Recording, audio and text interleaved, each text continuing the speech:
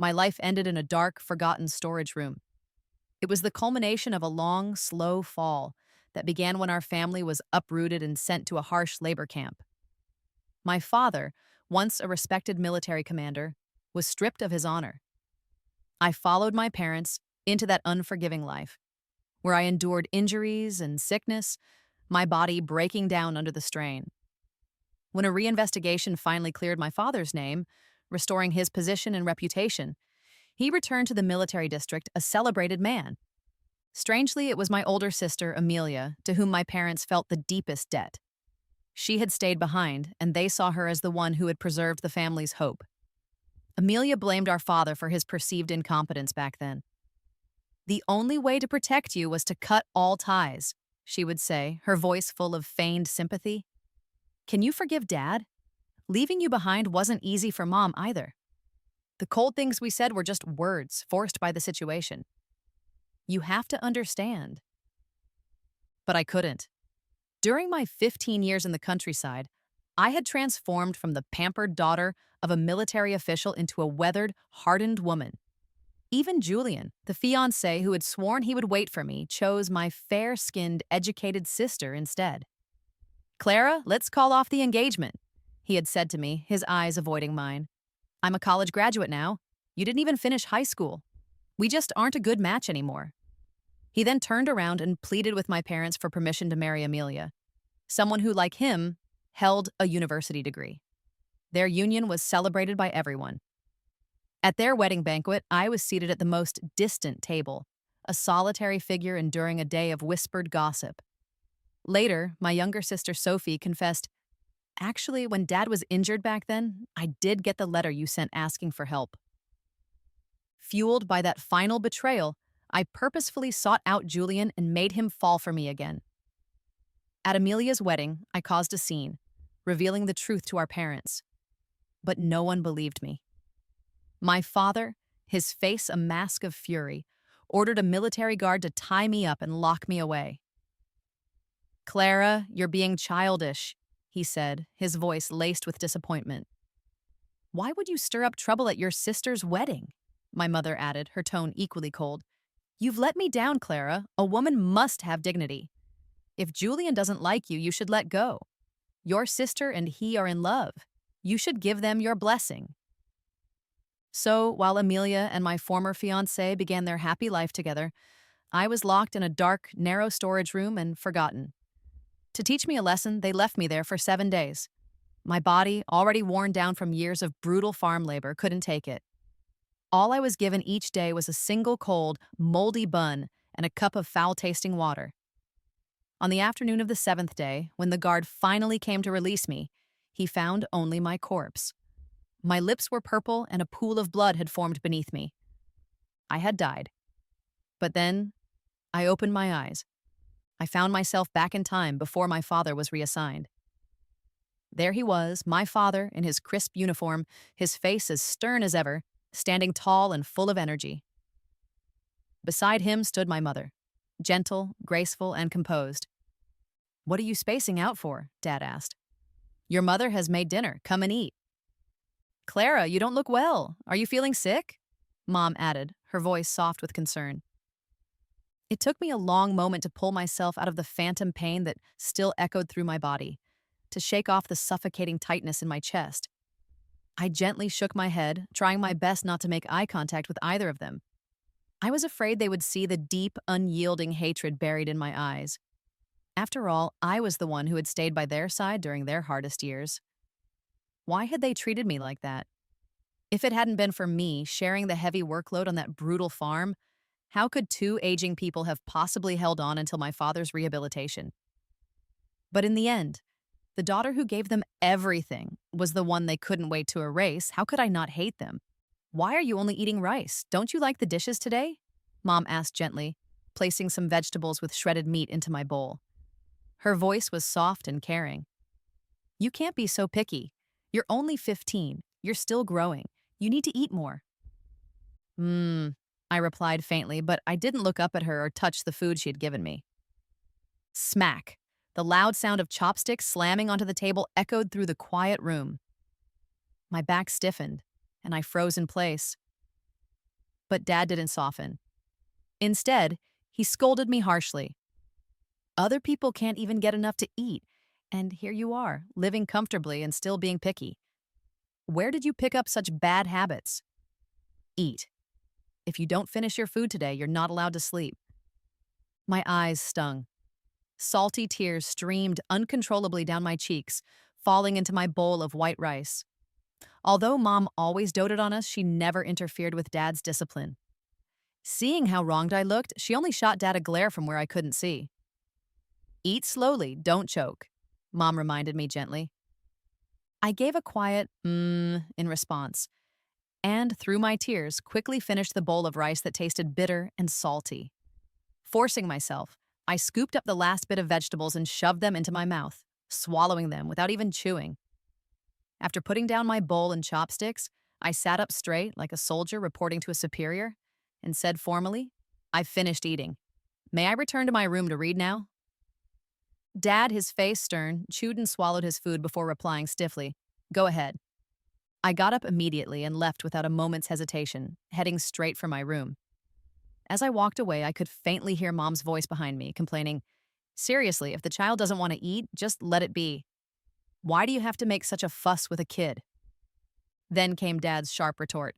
"We're a military family. She's a soldier's daughter. How can she be the one to waste the hard-earned food of the working people? You're too harsh. She's still just a child." The rest of his words were lost as I quickly walked out of earshot. Once inside my room, I leaned back against the door, gasping for breath, finally feeling like I had come back to life. But just as quickly, I began to gag uncontrollably. When I felt the food rising up, I instinctively covered my mouth with my rough, calloused hand. Years of hunger and deprivation had ingrained in me a deep respect for every single grain of food. Wasting it was unthinkable. What I was experiencing wasn't a physical issue, it was psychological. I told myself I just had to get through it.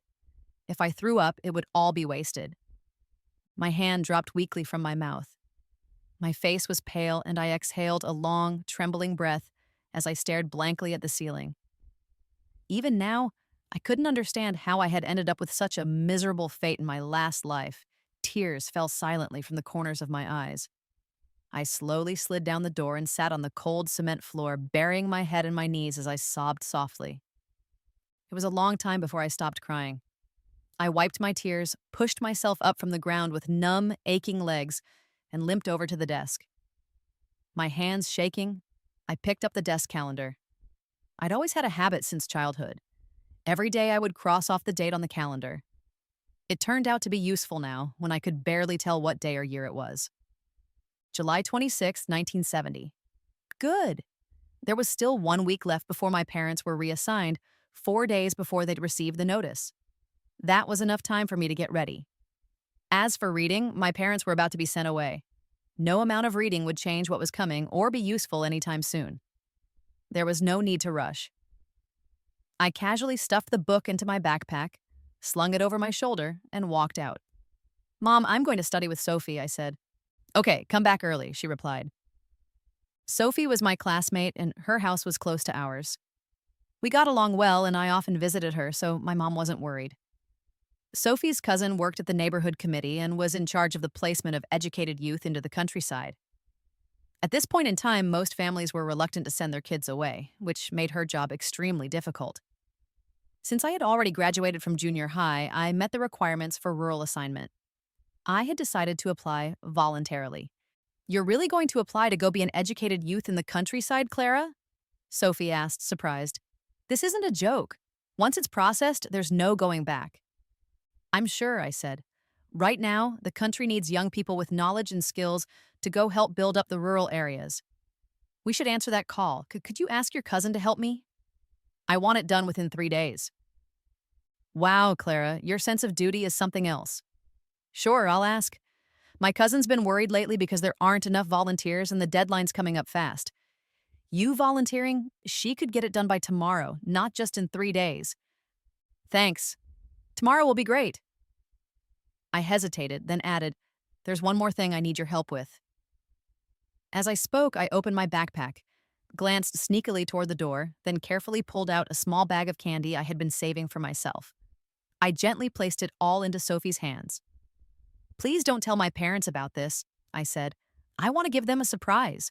You know how much my dad loves the party in this country.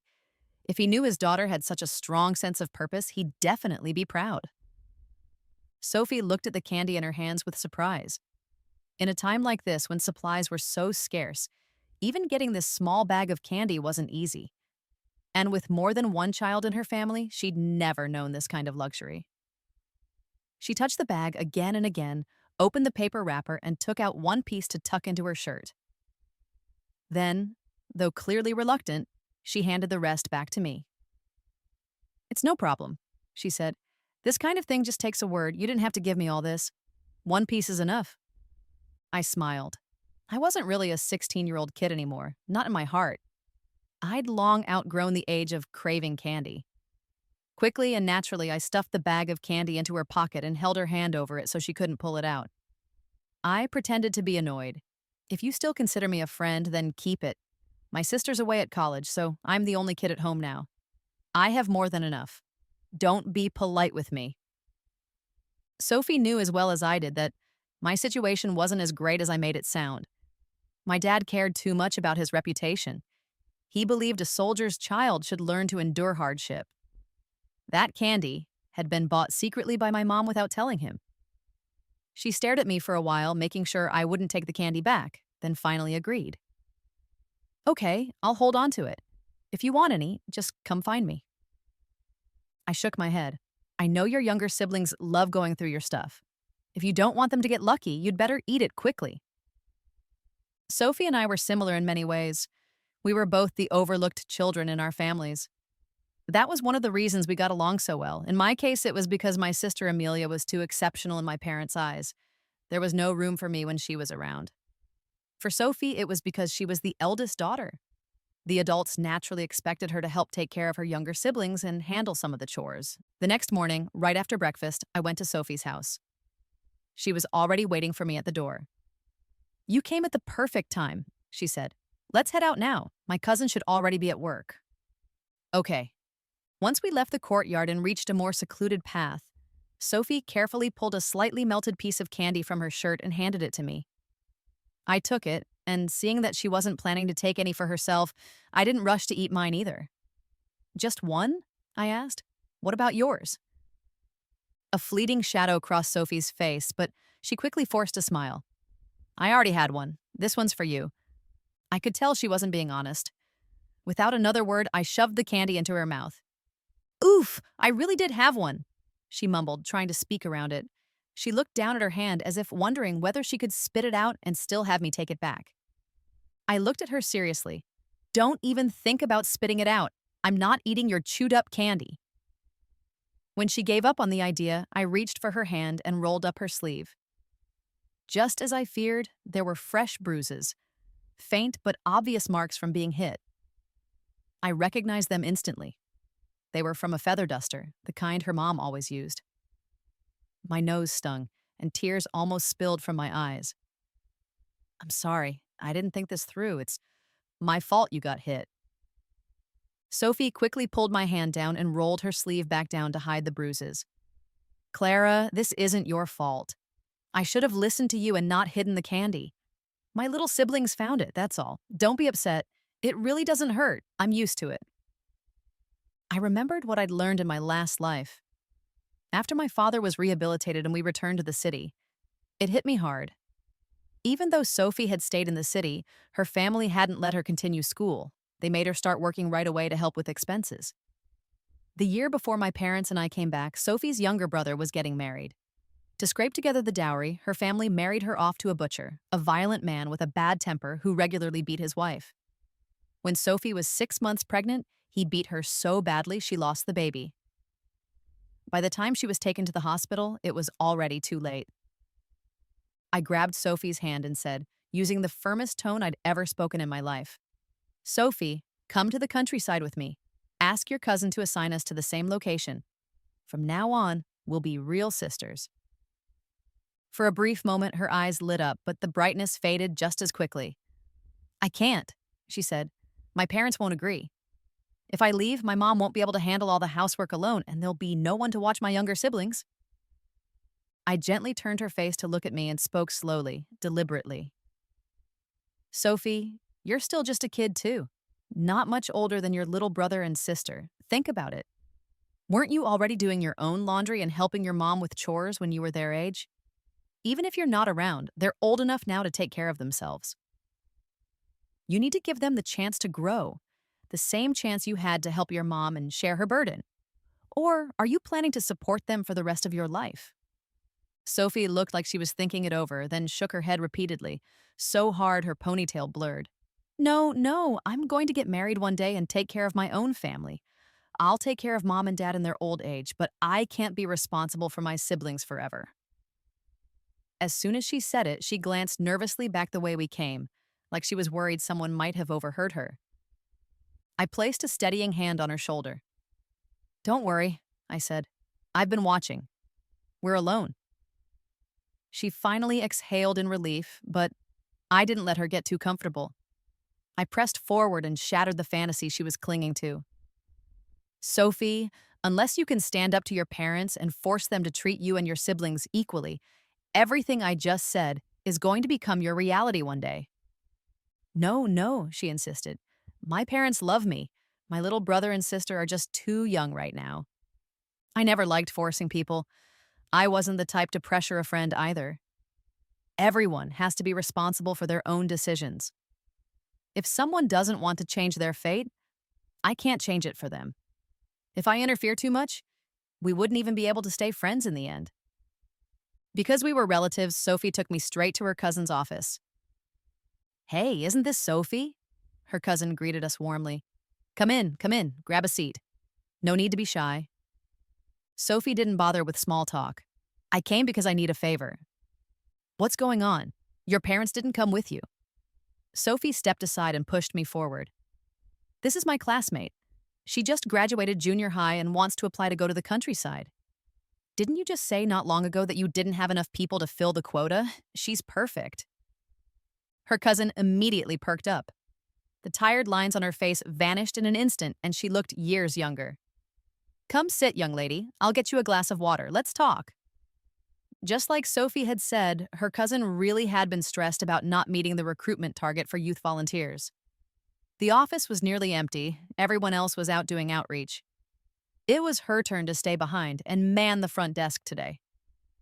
While I was filling out the application form, Sophie explained that my request needed to remain confidential. Her cousin looked a bit hesitant. Sweetie, what if your parents don't agree? Once we submit this form and the names are finalized, there's no changing it. I stopped writing, looked up, and gave her my brightest smile. Auntie, don't worry. My dad is a military commander. He's very politically conscious. He's raised me from a young age to love my country and to be willing to dedicate myself to it. Once I submit this application, he'll only feel proud of me when he finds out. If that's the case, she said, why not just tell them early? That way, they can help you prepare. Sure, it's a re-education program, but parents won't miss a chance to help their kids pack a few extra things, just in case. After all, the ones applying to go are volunteers. You're not being punished or exiled.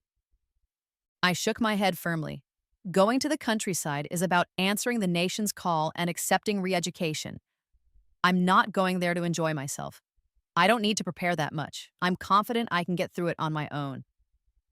Her cousin was clearly impressed by my answer. She nodded with approval and agreed readily. All right, then. You really are a good kid. No wonder you're a soldier's daughter. Your parents will be proud of you. While I was packing my things to prepare for the countryside, one of Dad's old comrades knocked on our door. Bad news, you've been reported.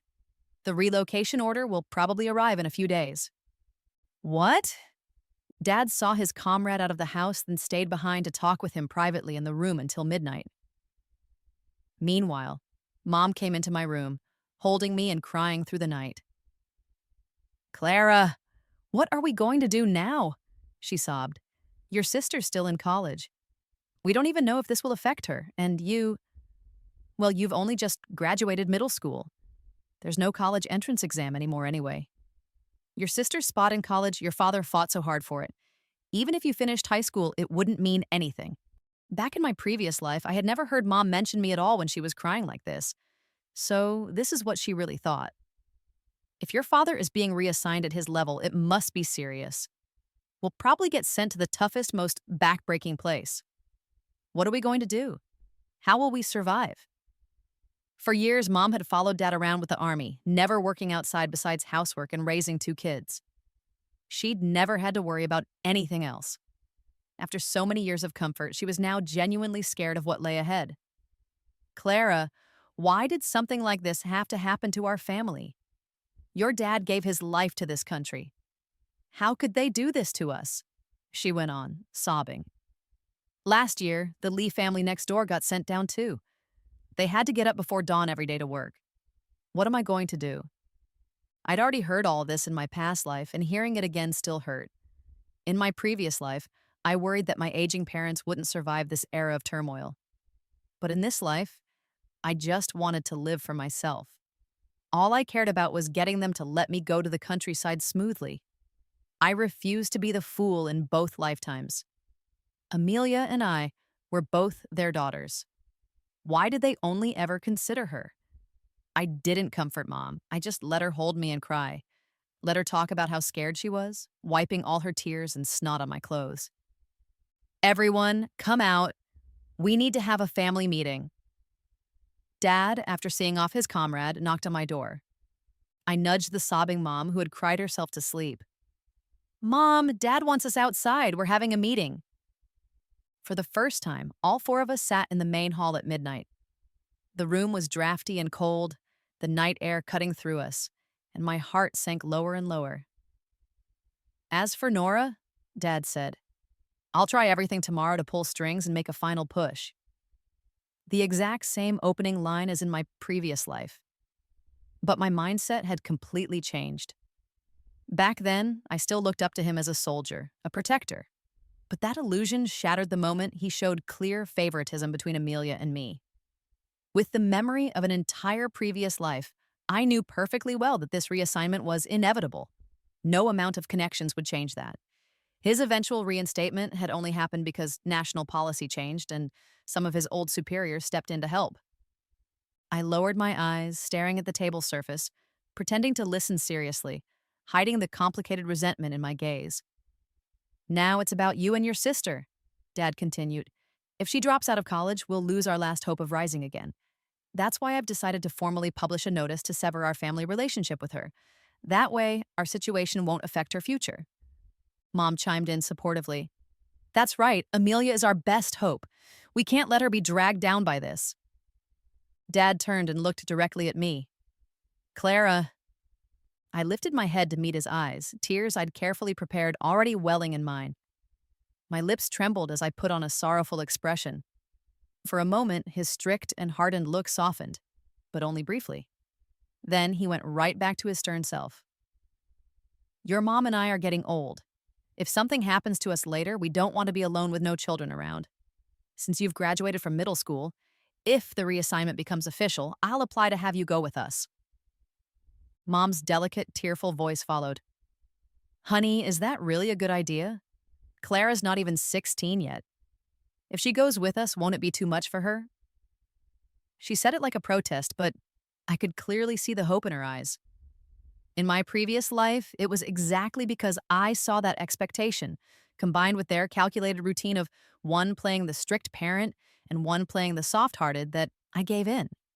I was just a kid. How could I have possibly refused?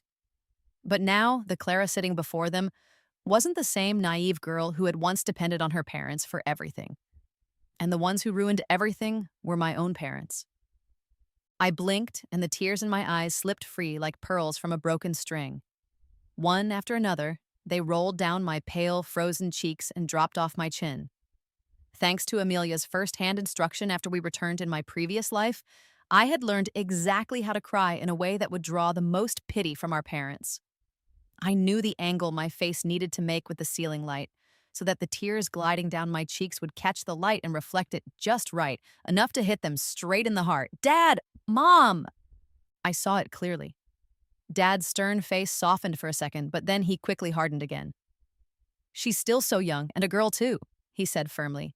How can I feel safe letting her go out there alone? Clara, you're a soldier's daughter. You have to develop the same discipline and spirit as a soldier. You can't be afraid of hardship or pain. Understand? That was the first time I realized how hollow Dad's so-called lessons really were.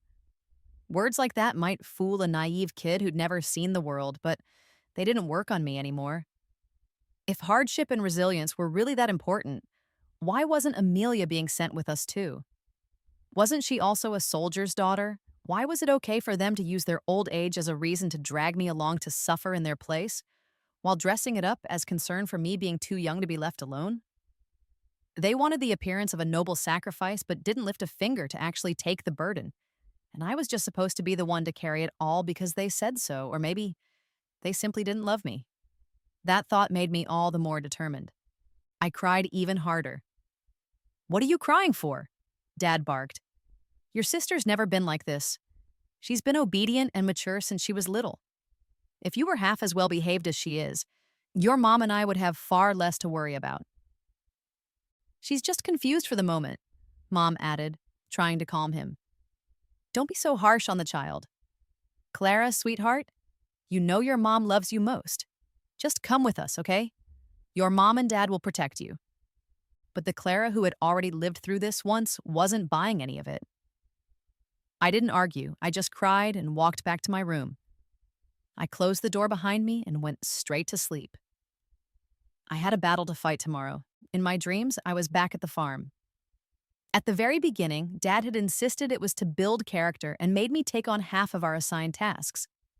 He was a battle-hardened military commander, and I was a girl not even 16. There was no comparison.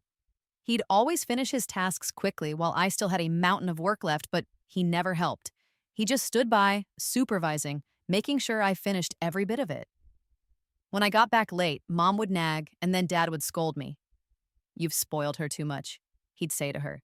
"She can't even finish a little work on time." In those moments, it was like Mom had amnesia, completely forgetting I was still a minor. She joined Dad in criticizing me, saying, "The farm isn't like the military compound. You need to adapt. You can't be afraid of hardship. You should learn from your sister. She never complains." Of course she didn't complain because Amelia never had to endure what I did. But I knew if I said anything, it would be useless. It would only bring more scolding, and I was already so tired. Not long after, Dad got injured. The farm had almost no medical resources. I wrote letter after letter, begging my successful sister for help. She never replied. So, I stayed by Mom's side as she cried, and I took on most of the farm labor. When Dad's wounds became infected, I begged and pleaded for some basic anti-inflammatory medicine. With nothing but my own clumsy hands and a few tablets, I treated his wounds myself. In just a few short weeks, I was forced to become the backbone of the family. I passed out from exhaustion multiple times. The farm managers, worried I'd die and cause trouble, finally took pity on me and let a barefoot doctor come treat Dad, only because they thought I was a pitiful, loyal daughter. And when Dad woke up, the very first thing he did was slap me across the face. "You stupid brat," he yelled. "Who told you to write to your sister? Are you afraid of a little hardship, so you wanted to drag your sister down with you too? And don't you know your mom isn't in good health? How could you bear to make her do so much work? You're completely ungrateful." So he did know that going to the countryside meant suffering. I turned to look at Mom, my expression filled with sorrow. Hadn't I done more than my share? Shouldn't hardship be something we all face together? But all I got in return was another slap across the face from Dad. "Ungrateful brat. Is this how I raised you? Can't you see your mom's hands are full of blisters? Her health has never been good. What if something happens to her? How could you live with yourself?" After that, I never again tended to Dad's wounds while he was awake. I left it to Mom to boil his medicine and change his bandages. I only focused on finishing my own share of the farm work each day. When the staff came knocking, asking why Mom wasn't working, I said nothing. Dad had always loved Mom. Even while still weak, he dragged himself outside to work, refusing to let her be scolded. Only when he fainted and was carried back did he finally settle down. From then on, Mom did her share of the labor each day, but her attitude toward me grew cold. Once Dad recovered, we slipped right back into how things were when we first arrived at the farm. When I woke up, I felt more exhausted than rested. That sleep had done nothing. While we were eating breakfast, Sophie's cousin showed up at our door.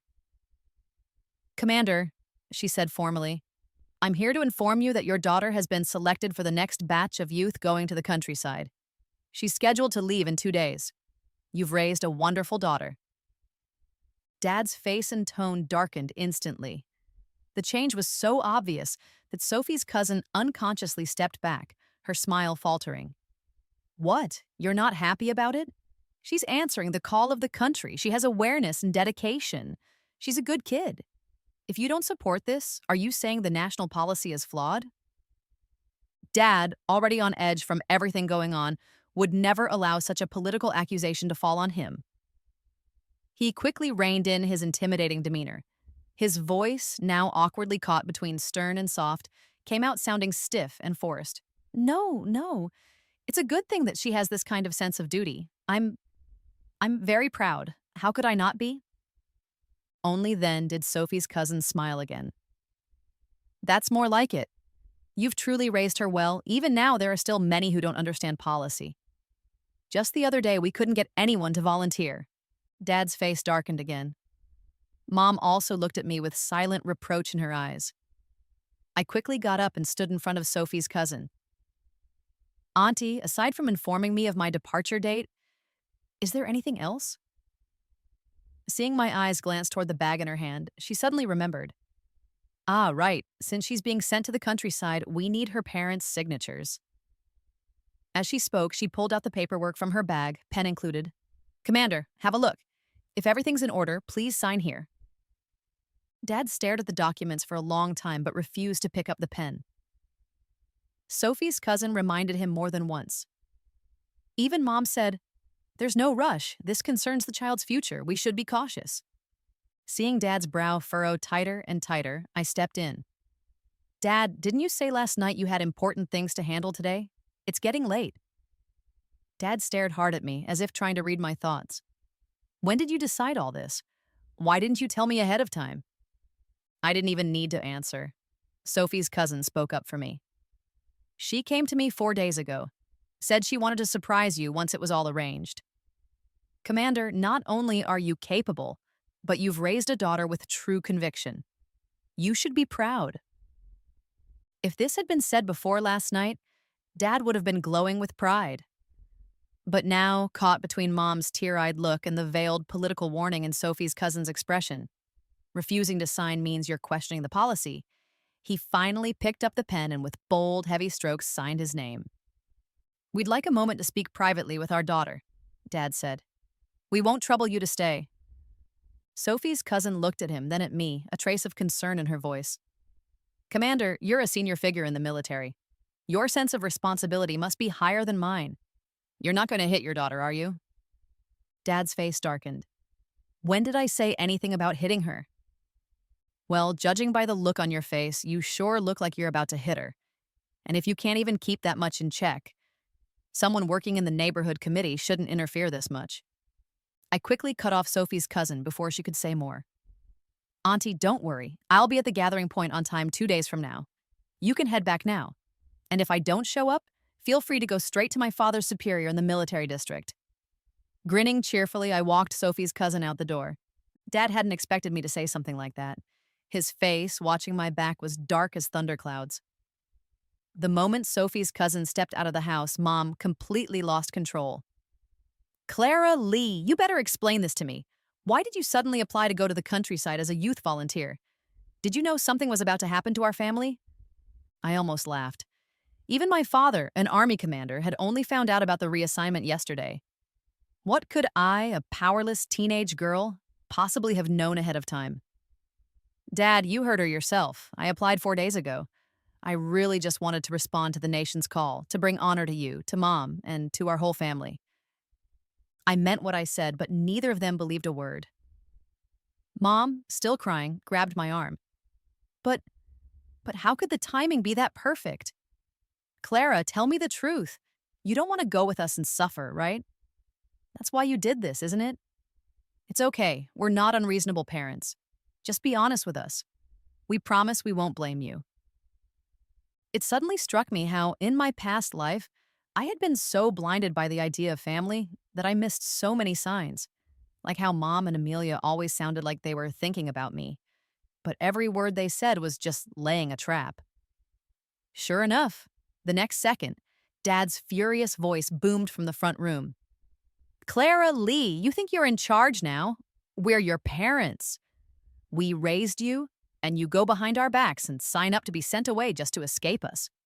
Do you even have a conscience? I didn't bother arguing feelings. I just repeated again and again. Joining the youth volunteers is about answering the call of the country. And finally, I looked them both in the eyes and asked calmly, So, Dad, Mom, do you really think the government's policy is wrong? Or did I not explain it well enough? Should I go bring that auntie back so she can explain it all over again? That shut them both up completely. Fine, I'll deal with you later, Dad growled. I followed right behind him. Dad, I just hope you'll treat me and Amelia equally. If I'm not allowed to go to the countryside, some people might start to question things. Question the system, question your loyalty. And if it starts to look like you're blocking me on purpose, it could damage your reputation.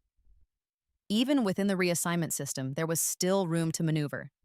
People with better reputations and more cooperation could often be assigned to slightly less miserable places.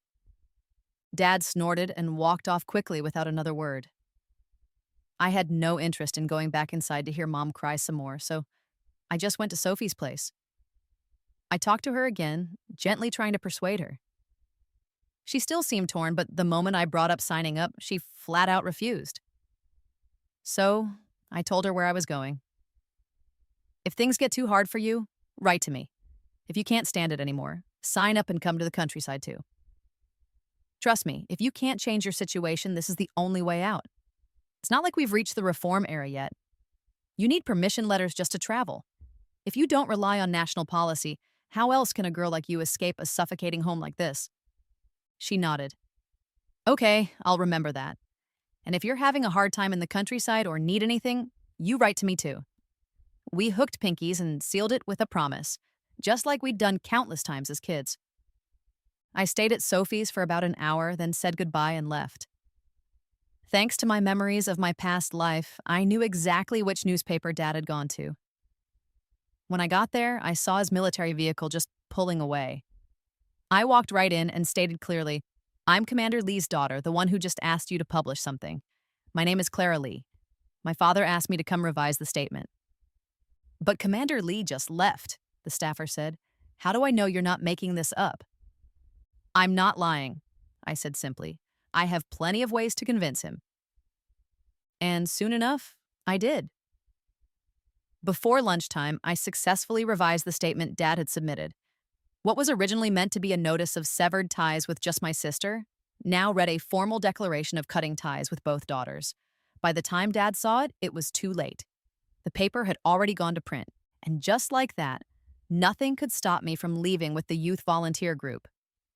Because I had applied to go of my own free will when my placement was assigned, Dad hadn't been implicated yet, so the location I was sent to was relatively well off. The villagers weren't too difficult to get along with. I stayed at the youth settlement for 2 years, almost exactly the same time frame as in my previous life, when I received word that Dad had been injured. Since we had already publicly severed ties, their reassignment farm naturally had no reason to send the news to me. I don't know what kind of connections or means Mom used, but she managed to send me 3 letters in a row. I handed them in immediately. Comrade Lee and his wife formally severed ties with me via newspaper notice 2 years ago. I don't know how these letters even reached me. Some people whispered behind my back, calling me cold-hearted, but more of them supported what I did. Anyone with a shred of reason could see that my parents had been exiled due to political mistakes. Even if I wanted to do something to help, not even high-ranking officials in the city dared intervene. What could a mere youth volunteer like me possibly do? After that, some people distanced themselves from me, while others drew closer. I thought that was fine. I didn't need friends who disapproved of my actions. With an entire past life's worth of experience, I could endure much more than most. During my 2 years in the countryside, I suffered more than the average youth volunteer, but hardship bred strength. Back in my last life, I had picked up some basic medical knowledge from the barefoot doctor while taking care of Dad. Over time, the village doctor realized I had some skill and let me assist him. He even showed me his treasured medical texts. At first, I had to finish my daily labor before I could go help. Later, once he fully recognized my medical ability, he negotiated with the village to officially assign me to the village clinic, where I worked full-time and earned labor credits. I received Mom's letters shortly after starting there. The village was poor, with scarce medical resources and even fewer medical workers. The villagers didn't want to lose someone they had worked hard to train, so when I reported the letters and submitted a written explanation distancing myself, they helped protect me. In my second year as a barefoot doctor, the village received a single recommendation slot for university through the workers, peasants, and soldiers path. The village head called me to his home. "I heard you've completely cut ties with your family. What are your plans now?" he asked. He didn't say it directly, but I knew what he meant. It was obviously about the university slot. I thought it over. I'd been in the countryside for over 3 years already. The national college entrance exam wouldn't resume for at least another 4. I had no intention of returning to the city anyway. There was nothing there for me anymore. So I decided to go along with it. At least this way, I wouldn't have to worry about taking the exam. "As long as the village needs me," I said. "I'll stay until someone better than me is ready to take over. I won't leave." In other words, I was treating this village as my home now. The village head was pleased. After all, they had no other young people who qualified. If they did, no one would have chosen a youth volunteer over their own. Not long after, I was officially recommended by the village and sent to study medicine at a university. I was gone for 3.5 years. After graduation, I returned to the village as I had promised. That's when I saw Sophie again. She had arrived about 6 months earlier as part of a new youth volunteer group. We were both overjoyed. Within just a few conversations, the years apart felt like they'd vanished. She had grown into her looks, prettier than ever, but the harsh winds and rain of the countryside had tanned her skin and made her tougher. She looked stronger, too. I followed her back to the youth settlement. We dropped off our things, started prepping food, and caught up about everything that had happened over the years. "My parents wanted to marry me off to a pig butcher," she said, "so they could collect a dowry to help my brother get a wife. I begged my cousin to get me into the youth volunteer program." "You did the right thing," I told her. "Don't worry, we have truth and reason on our side. No one can use you like that ever again." After coming back, I immediately pushed Sophie to pick up her studies again. I even bought her high school textbooks. "Who knows?" I said. "Maybe the entrance exams will be reinstated sooner than we think. It won't hurt to be ready." She didn't really understand, but she listened. When I told her to study, she studied. Half a year later, the National College entrance exams were officially reinstated. Sophie registered but didn't pass. With my encouragement, she kept studying and prepared to try again. After 2 failed attempts, she finally succeeded and got into college. I wasn't sure if I had influenced her, but maybe, just maybe, I had. Sophie chose the same major as me, medicine. But unlike me, she got into a better university entirely on her own merit. The school she attended was more prestigious than the one I'd gone to through recommendation. The same year I trained someone who surpassed me and could take over my work, Sophie graduated. She turned down an opportunity to work at a major hospital and instead requested a position at the county hospital closest to me. I felt comfortable living in the village, so I didn't accept her suggestion to join her at the county hospital. Instead, I used my savings from the past few years to purchase a plot of land in the village and officially settle down there. It was 1985, the year I had died in my previous life. Also, the year our parents were politically rehabilitated, and my sister Amelia was spoiled beyond belief. That year, 2 unexpected guests arrived in the village. It was Amelia, who, in my previous life, lived like a princess, and Julian, the charming and scholarly fiancé I once had. I stared at the 2 figures standing at the edge of the village. They were disheveled, their hair a mess, their skin dark and weathered, even more ragged than the local villagers. For a moment, I was stunned. The moment Amelia saw me, she became emotional. "Clara, Mom and Dad are dead. It shouldn't have turned out this way. Why didn't you go with them when they were reassigned?" If you had gone too, then I would have been the one to return as the daughter of a restored commander, admired by all. Why is everything so different now? I stood firm, saying nothing. I didn't flinch when Amelia lunged forward, her fingernails scratching my hands, neck, and face. The exposed skin stung with cuts.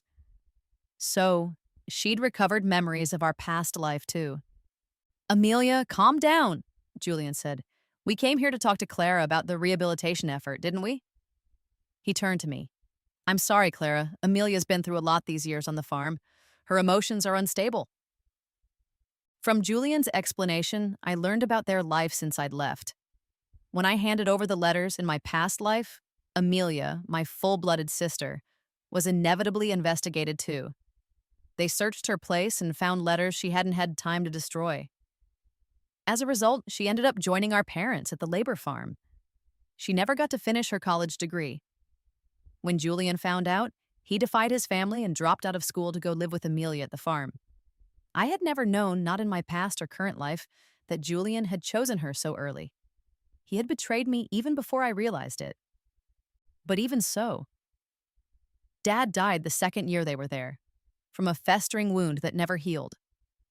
Mom couldn't bear the loss or the back-breaking labor of the farm, and 3 months after Dad's death, she took her own life. When I heard my parents had passed away, I didn't invite Amelia and Julian inside my little cottage. I said coldly, they're already gone.